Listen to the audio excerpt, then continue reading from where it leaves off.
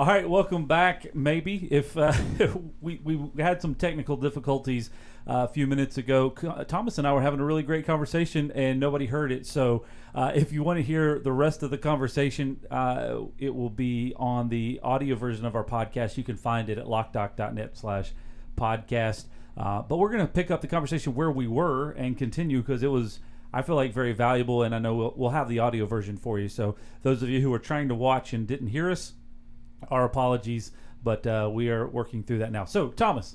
Absolutely. Back at it. We were in the midst of discussing counterfeit, how Guy Robinson had mentioned in a conversation a few weeks ago that he uses the philosophy of the way that people train on recognizing counterfeit money by saying, hey, they only touch real money. They only handle and look at real money so that when something is not right, they can quickly identify it. So the question that I had for you is, what are some ways that you're able to implement that kind of philosophy and training with our team members? Because you can't, it's hard to train on troubleshooting. It's hard to train on knowing what you don't know type thing.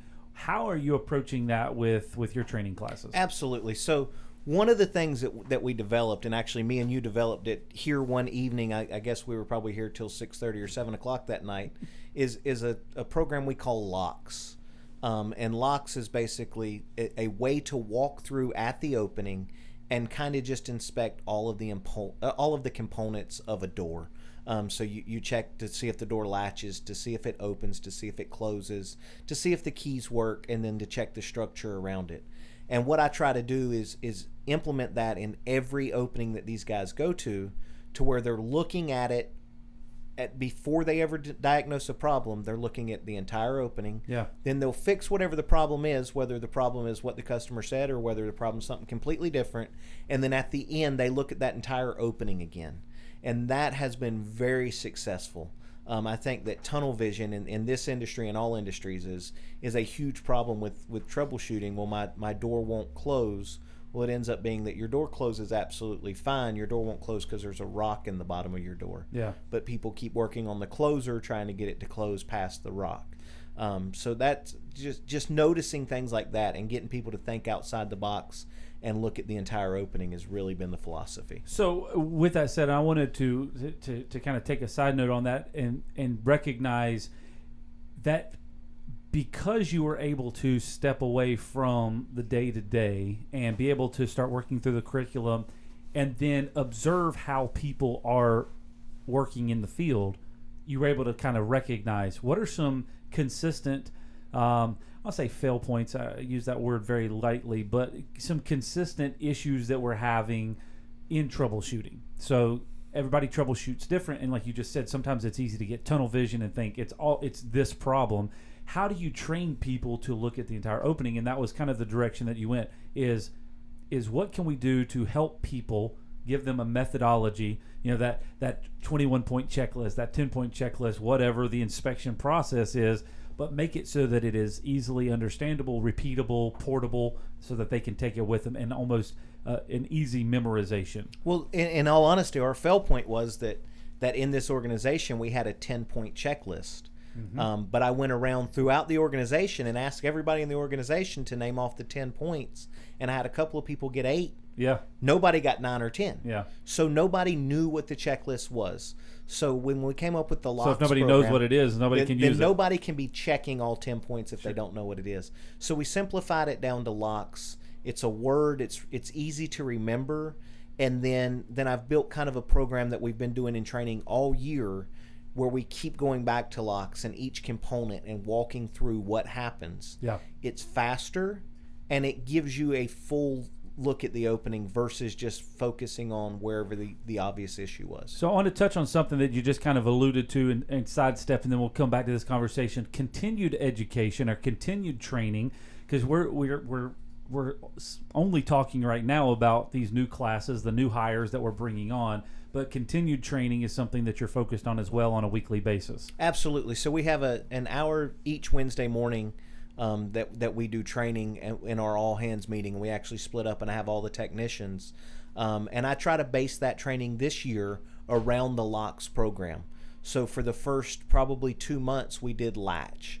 Now, we didn't just obviously look at the way a door latched for 2 months. We looked at all of the components to how all of different locks that we deal with latch. And we discussed different ways in troubleshooting through that. And then we looked at doors opening, and we looked at that for about a month and a half of how a door opens, whether it's hinges, a continuous hinge, sitting on pivots. And we got into some technical things in that. We had 1 week that was just about pivots. But that's how our training philosophy has been based on for this 12 months. And we'll look at something different for the next 12 months. But over this year, we're almost 3/4 of the way through the year, I guess, at this point, or we are through the locks program. Yeah. So we're really diving into the keys part now. And we're going to get into keys and key blank identification. And we'll have some individual classes on that. But having the thought process of looking at a 12-month period and deciding what do we want to train in this 12 months. Yeah. And troubleshooting was what we decided as an organization. Then my challenge was how do we lay out troubleshooting for 12 months? And it was to take locks and break it down into smaller portions. Yep. And give more technical training when needed. And sometimes it's just, a broader looking at the way doors latch and the troubleshooting of that. And a couple of ways that I've recognized that you guys are doing this is you're paying attention to any callback type issues that we're having to understand, hey, these are some things that we need to improve on or bulk up on. But also, like you just said, looking at it a 12-month period, but also recognizing that people are going to be coming into the organization at different phases of that. So how do you make sure that it's continued, that everybody's getting the same information on a regular basis? Absolutely. One of the things I try to force myself, I'm a very reactive person. So I try to force myself not to be reactive in training. If we had 3 guys that went out and had the same issue with a key, Yep. I try not to do training on that key the next week because that's not proactive. Gotcha. So I try to stay at least 3 weeks ahead of myself. Yep. On what we're going to train on. And then if we do have a bunch of key issues this week, I may try to find a way to fit that in next month. Yeah. That way it's not reactive. I've had some time to think about it. I've had some time to investigate it.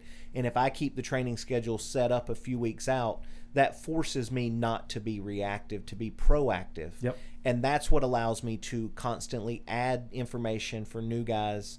I was out of the country for a week, and we did updates to track VIA. So I've got to actually kind of go back and get caught up on that. It's amazing how fast right now our industry is moving, especially here at Loc-Doc. And you've got to stay on top of that. So one of the other pieces of this that I think is relevant is that we hire in classes of more than one. So I know for years within our organization, we would hire one person, try to train them and launch them, and it would take 6 months, a year. Yeah, and it really kind of slowed our process of growth because we could only train one person at a time, and it was kind of hand-holding that situation until we got until they were confident and comfortable, and we were confident and comfortable. We have had 3 different classes since you started this program. The first class was 3 people, the second class was 2 people, and this current class you have now are 3 people. How have you seen that work? What are some of the experiences that you've learned from training a class of more than one, and some of the things that you have taken away from it? It's really funny because each class takes on its own personality, and that personality is driven by all the people in the class. That first class was a very joking, very, very, very attentive class, but they like to joke and have a really, really good time during the training process. Where the second class gathered up the information a whole lot faster than the first class, but they were very quiet. There was not a lot of jokes. There was it was very, very business. So you have to kind of adapt to what that personality is, and then building trust. I mean, one of the hardest parts for me is these guys obviously came here for a reason, but then they're introduced to me, and for the next 8 weeks they see me every single day. I have to build a trust with them, which is one of our core values. And I have to be very intentional about that in the first couple of weeks, because the faster I build trust with them, the faster they learn from me in a better way.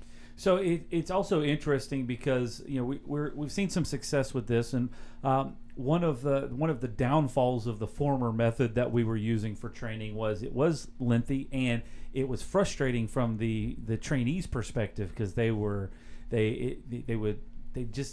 they lacked confidence in a lot of areas, and they had to struggle through some things. And so one of the kind of goals that I've seen with this is that you're trying to build confidence early in the process and give them the resources to be able to get out of those situations easily. Because in our industry, and I'm sure like in many others, especially in the service industry, you never know what you're walking into, and it's hard to prepare 100% before you walk into it unless it has been solely scoped out, and even then there's a variable of percentage. So giving the confidence and then giving tools and resources to be able to work through it rather than just to kind of shut down and feel deserted or alone in the process. I think that fall right back to what I had just said, the trust. I go back to the first class, and once they hit the road and they were out in vans on their own, my phone rang 24/7, which was what was to be expected. But they would only call me. Yeah. They didn't trust. They hadn't built that trust with the team. Mm-hmm. They had a project supervisor that they just didn't call. It was me. They had been with me for 8 weeks, and they would only call me. So one of the things that I've tried to do now is in the training process, I have them start building that trust. And they'll have questions that I obviously have the answers to, and I'll say, I want you to call so-and-so and let them explain this to you. And I try to kind of spread that a little bit, because the more knowledge that they have, the better off they're going to be. Gotcha.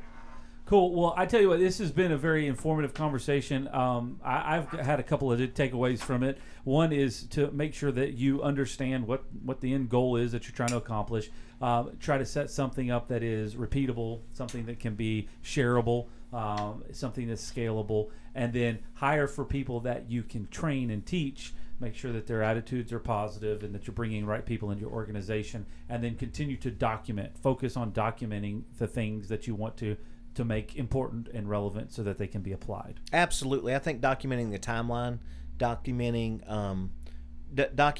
training classes that were successful, mm-hmm. and then making the changes as you do the training classes has been a big part of this. Cool. Thomas, thank you very much. Apologize for the technical difficulties that we had earlier, but I'm telling you what, it is always fun to have a good conversation and to learn. Hopefully this is information that can be useful to other people that are watching or listening. So if this is your first time watching or listening to the podcast, hey, we've got tons of these episodes. I think we're close to 50 now with all kinds of information, including training, hiring, how to market your business, how to scale your business, leadership tips and practices, and it is very, very beneficial for anybody that's watching or listening. So we encourage you to subscribe so that you get the latest episode every Tuesday, whatever platform that you're on. If it's Facebook, YouTube, if you're watching, then we have this broadcast every Tuesday morning at 9 a.m., and then the audio version of this is released shortly thereafter. You can find out all the information on that at Loc-Doc.net/podcast.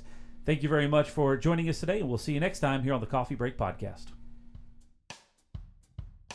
To learn more about the topics discussed today and to connect with us online to hear all of the episodes available, visit Loc-Doc.net/podcast. We got so much to say. We got a podcast to make. We're sipping on lattes, and it's time for a coffee break. It's time for a coffee break. Oh, yeah. The Coffee Break Podcast is brought to you by Loc-Doc Security. We'd love to connect with you online on Facebook, Instagram, Twitter, YouTube, and LinkedIn. Just search LOCDOCINC.